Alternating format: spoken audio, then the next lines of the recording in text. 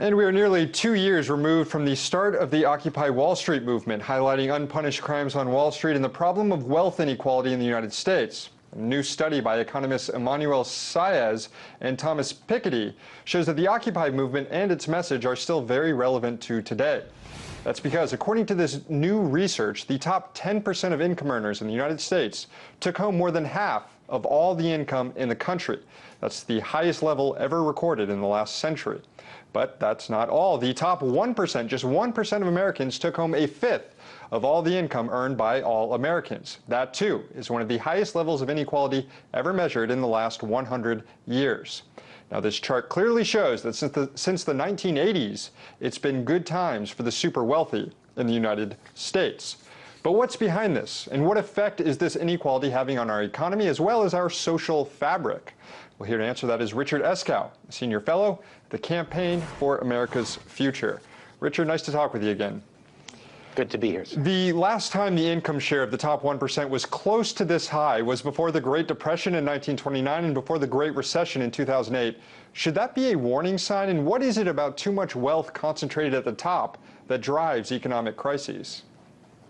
Well, there are slow crises and fast crises, and when you have too much wealth at the top, the slow crisis is that everyone else's income is stagnating, there aren't enough jobs, there isn't enough money circulating for people to buy the goods and services that they want and need, so that leads to unemployment. That's a slow crisis. The connection between this concentration of wealth and the kind of immediate crisis you're talking about, whether it's the Great Depression or the recession, is the nature of the wealth that gets concentrated at the top, which is wealth from stocks, wealth from speculation, wealth from highly risky financial investments. So usually when you see an enormous concentration of wealth at the top, it means that we're accumulating that kind of wealth, which is very volatile and very risky. And that's what we've seen. That's what we saw before the Great Crash. We saw a lot of speculation, bubbles in the stock market, a lot of gambling. We saw a lot of that again after the deregulation of the 90s in the mortgage securities market and the derivatives market and elsewhere.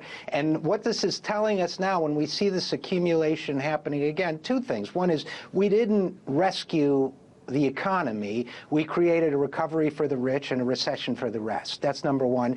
And number two is because we did it that way, because we emphasized that kind of growth in wealth, not only are the 99% suffering, but we're going back to a risky, market-based, volatile economy. Right. And as you pointed out, I mean, since the recession, a lot of the top 1% are doing just fine now, if not doing better. Yet, with each new job report, we hear about the creation of brand new low-wage service sector jobs for the rest of us, not high-paying jobs. And it's been remarked that this is the new American economy. Do you agree, and how does that contribute to this growing inequality that we see? Well, it's the American economy they have in mind for us.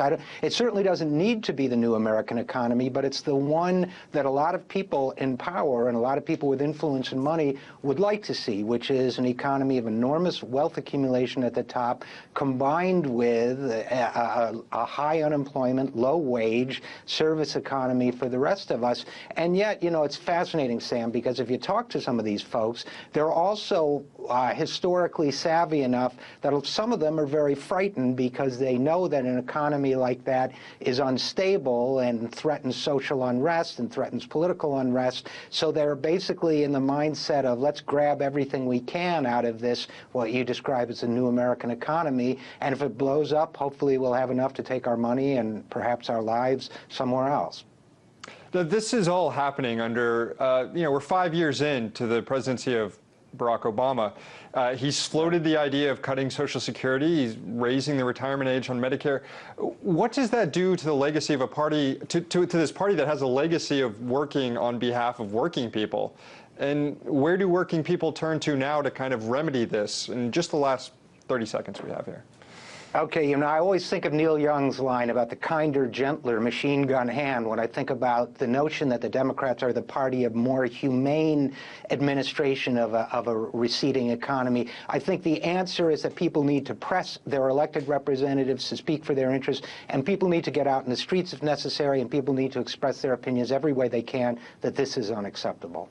Well said. Richard Eskow, Senior Fellow at the Campaign for America's Future, thank you.